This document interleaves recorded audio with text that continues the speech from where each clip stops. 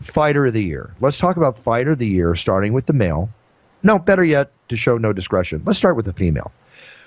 Female Fighter of the Year. I've got to personally I don't have a female Fighter of the Year. Well, we can't until the fight on Saturday night, Well, right? this is what I'm saying. Like, why does there need to be a delineation? I think it's just Fighter of the Year. I think saying, oh, there's a female Fighter of the Year and a male Fighter of the Year. No, I just think there's one Fighter of the Year. All right, well, with one fight left to go, that's fine with me. Let's discuss that. So right now, without the fight happening on Saturday, I'm sure you can elaborate on this, but I'm going to lean towards Conor McGregor for Fighter of the Year. Now, with the fight on Saturday, you've got Amanda Nunes going to Ronda Rousey. If Amanda can get through Ronda Rousey, doesn't that kind of put her up there for right there with Fighter of the Year? She'd make a case. No, she'd definitely make a case. But I think that it probably is a runaway for Conor McGregor. Garbrandt, I think, is knocking on the door, too. If he beats Dominic Cruz, like, give me a break. Cody Garbrandt may be Fighter of the Year. But we haven't mentioned Michael Bisping, and I think Bisping, I mean, when you look at Conor McGregor, Conor lost this year. Let's not forget that. He lost. Right. But in defeat with Nate Diaz, it guaranteed him another gigantic payday with Nate Diaz, too, and then he goes ahead and still captures that lightweight championship. So Conor McGregor doing quite well for himself. But Michael Bisping defeated Anderson Silva this year, defeated Luke Rockhold, and sent Dan Henderson into retirement. Now, the only thing that I would say about Michael Bisping and why he's not the clear runaway for Fighter of the Year is the Anderson Silva fight was very close. The Luke Rockhold fight, while it was a dominant performance for Michael Bisping, you know, for better or for worse, everyone seems to go, well, Luke Rockhold lost that fight rather than Michael Bisping won that fight. And I'm pretty sure that Luke Rockhold went unconscious and Michael Bisping is the reason he went unconscious, so I'm not going to take anything away from the count. And then, you know, he defeated Dan Henderson after nearly being stopped twice. I thought that Bisping and Henderson drew at that UFC, but it is what it is. But I think because of the fashion that Bisping won those fights, it's not enough to overcome the monster year that Conor McGregor has had. And let's not, you know, get this twisted for a second, Bruce. Obviously, your in-octagon actions dictate whether or not you can be Fighter of the Year. But to win this award, there are a lot of intangibles that come with it. And no one has had a better year, you know, with the intangibles becoming a mainstream superstar and becoming a huge success story than Conor McGregor. This man is, you know, bigger than the sport itself and bigger than a lot of athletes in a lot of different sports. So well, he is bigger than the sport itself, and you know why? Yeah. You know, just ask him. Just kidding. No, but you're not wrong. I mean, there's a lot. You're not wrong. There's a lot about that, Bruce. I mean, attitude is everything. And you got to be able to back it up. And a lot of people have said, oh, Conor McGregor doesn't deserve this. He's talking his way into fights. He's been protected. He's been matched up stylistically to get to this point. And then when he got to that point, what does he do? Besides one loss to Nate Diaz, he does everything correctly. I mean, Jose Aldo, undefeated for 10 years, 13 seconds, done. Conor McGregor, man. Talks the talk, walks the walk. But you did bring out something, and I'm with you on Conor. I'm a big fan of Conor. I like Conor, consider him a friend. I openly say I wish a little less of the bling bling talk, but that's just going to come with the maturation process and the evolutionary process of Conor McGregor's life. It's not even that, Bruce. Even if you don't believe that stuff, you got to say that stuff. Thank you, Floyd Mayweather. Unfortunately, but that's unfortunately, that's the effect he's putting on. But also, there's a situation, and Dana quoted this just the other day. And this is a situation I've seen ruin not just sports stars or affect their careers, not just movie stars, not just musicians, but people in business too that are very successful. And it's called ego. And ego can cause the wrong things to be said, the wrong things to be done, and to handle yourself in a manner that you could actually hurt your career. I'm not saying Conor's doing that, but there's a lot of ego there. It's both constructive ego and the other type of ego, and you have to have that ego to be in the position that he's in. It's going to be very interesting watching the evolutionary process of Conor McGregor, both as a man and as a fighter over the next few years, which I'm very much looking forward to. I'm a huge fan of Conor. I'm not criticizing him by saying this. Sure. This is just the natural maturation process of a young man who has reached ultimate megastardom and how he handles it. I agree and disagree, Bruce, and here's the reason. Go ahead. There's a fine line between cockiness and confidence. Do you know what that line is? Mm-hmm. What is it? Because the it's fine one word line between cockiness and confidence. Yes. What is the line? There's one word that separates you from being cocky and confident. Do you know what that word is? All right, I'm going to let you answer that. I'll tell you why. Because I even go through this in my own personal life. I walk into a room with confidence. Mm-hmm. People that don't know me might consider, at times, cocky, which is so far beyond my existence, as you well know, knowing me as well as you do. Right. So I want to hear that one word from you, but rather than sit here and guess it, because I find this very interesting. Go ahead. Success. There you go. My buddy always said, when you are the shit, you can be the shit. And when Conor McGregor talks this sort of business that he does, but goes out and backs it up, no one can say anything. Because what he's saying...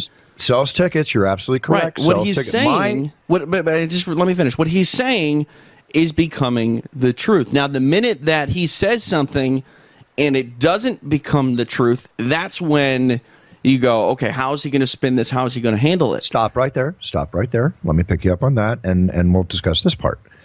One of the reasons I'm saying this, and I think one of the reasons Dana kind of touched on it too, is this recent. Now he's on a break now because his lovely partner they're about to have their first baby, and I think that's incredible, and I admire him for the dedication to that. But all this, we went into this before. I'm going to bring it up again. All this Mayweather talk, which is publicity, it's PR, it's staying relevant, including on Mayweather's part too. But for the record, when I talk about the ego that could happen, when you go into that, that's where you're stepping into an area that your ego might be spelling out a situation that and I'm going to go on record as saying this, if it happens, great. I hope it does, but it's never going to happen. It's never going to happen. Concentrate on what you're best at. Concentrate, as he is, but concentrate on the world of MMA and the world of UFC. We are dominant. We are superior. Wait, are you talking about the boxing match? Pardon me? Well, I'm lost. You've lost me. What are you talking about? What's never going to happen? The McGregor-Mayweather fight will never happen. Oh yeah, I was never talking about that. I was saying but that's where I'm bringing up the subject of right. Ego can interfere with what you really should be focusing on. Not really. Again, like, how is ego getting in the way? Like, you've completely lost me here. The reason I was bringing up Floyd Mayweather is because he has set the tone for how fighters walk the walk, how fighters say, I've got all the money in the world, I'm the best in the world, I'm the man, the money team, etc. The whole idea of Conor McGregor boxing Floyd Mayweather, no. If you believe, I don't even believe that either of those two gentlemen think that's going to happen. The reason that is even talked about is because it can make stupid stories on the internet that people click and you can get your Google AdSense. Like, that's clickbait. You're saying what I'm saying. Right. You're backing up what I'm trying to say, but at the same time, look where this McGregor Mayweather talk has now evolved into. Who's talking about it?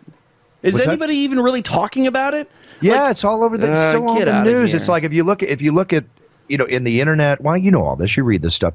Yes, people are still talking about it because they are still talking about it. The most recent development is that Mayweather says he's going to slap Conor when he sees him on the street. Now we've gone from talking about getting into a ring or a cage and participating in a sport to now seeing each other by accident or occasion on the street, and now it's time to slap the guy that's talking about you, which caused Dana in a recent thing, I think it was on TMZ or somewhere, where he was mentioning that Conor, if Mayweather ever tried to slap Conor, that Conor would not only beat Mayweather, but he'd beat up all his bodyguards. So now what we've gone from is a talk about a sport competition to now to this level.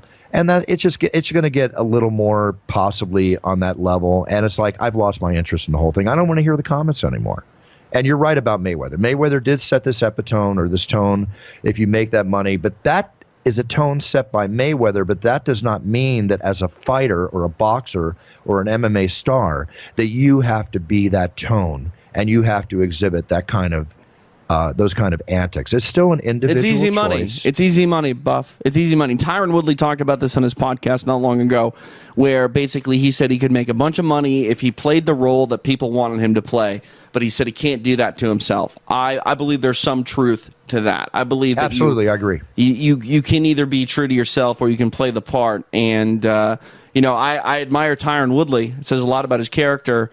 But I'll tell you right now, if someone says, "Hey TJ, you need to say this," come up with some sort of stupid alter ego, and we'll pay you potentially millions of dollars, I'm good with it. I'll play that part, but it doesn't work for everybody. No, if I was ever offered that kind of thing to play the part, I would be more like Tyron. Not saying you were making the wrong choice. You got to figure out what kind of money I'm going to make. How do I need to act to make that kind of money? Sure. How long do I need to act to make that kind of money? But and I'm not saying you were not saying this about yourself, so don't take this wrong. No. Well, with me in that situation, I've got to be true blue to myself. Yeah, and that's why it's got to stay. Let me say this. I think you and I have both sort of done things in our own fields to actually be a bit more monetizable now that I think about it. Of course. I mean, That's called business plan. But I don't think any of us have, or I don't think either of us have really changed who we are or changed our core principles. I mean, we're both entertainers, right?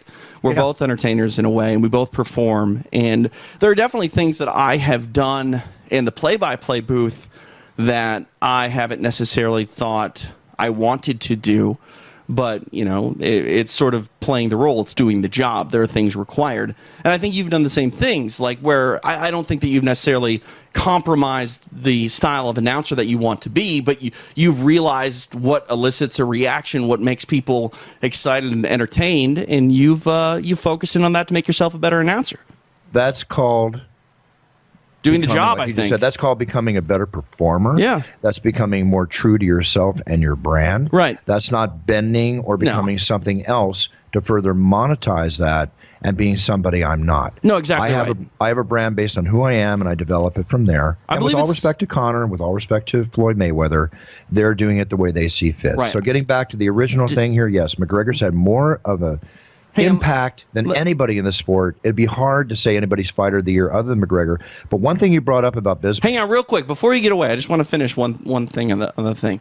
I believe it's called honing your craft, Bruce. Yes, of course. It's exactly what it is. Yeah. All right. Continue. Exactly what it is. Honing your craft, but not being a bastard to yourself while you're honing your craft. I don't know if that's the proper way to put it. No. But all right. Conor McGregor, fighter of the year. Done, right? Done. But Bisping, huge props. He took the Rockwell fight, if I remember correctly, in 2 or 3 weeks' notice? Yeah. Am I correct in that? Yeah, he was working out in his backyard. Right, and then he did that. The great Anderson Silva, the great Dan Henderson. The impact that Bisping had on the sport is huge. But does he carry the marquee value where everybody wants to hear what he has to say, like they do when Conor steps out and speaks? Conor's got the